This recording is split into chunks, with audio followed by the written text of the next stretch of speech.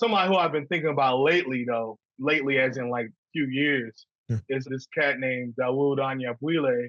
He did Brotherman. He was out of Philly and he did a comic, him and his brother, the comic called Brotherman. And this was like in the early 90s. Yeah. And I forget how I learned about its existence, probably TV. But like, I mean, what he was doing, that was the first time I ever seen somebody who looked like me doing something like that.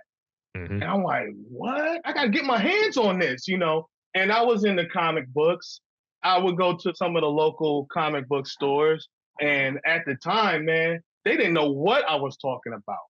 They're like, they're from a different culture. They're not thinking about what diversity is in the comic industry and what that looks like, and not these like token characters in their favorite books and stuff. Or the only guy that has the only black superhero that got electric powers, you know Oh, what I mean? I was waiting for you to say that. Yeah.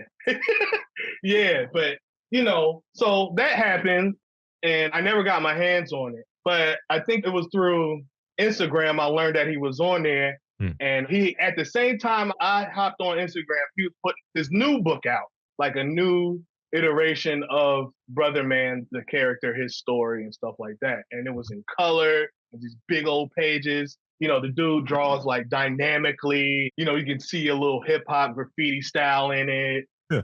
And I was just impressed and I had to get it. You know, I don't know how to put it into words, man, but it just, like, I don't know, brought me back to my childhood, maybe, Sure. but in a new way. Like, he has a message in his stuff. It's not preachy, but it's meaningful. And I'm like, man, I want to do stuff like that, you know? Mm. And not only that, he's an interesting guy. You know, he's like, I don't know what you want to call him, for lack of a better term, like Afrocentric or pro-black, you know what I Yeah. mean? And that mean a lot to me too.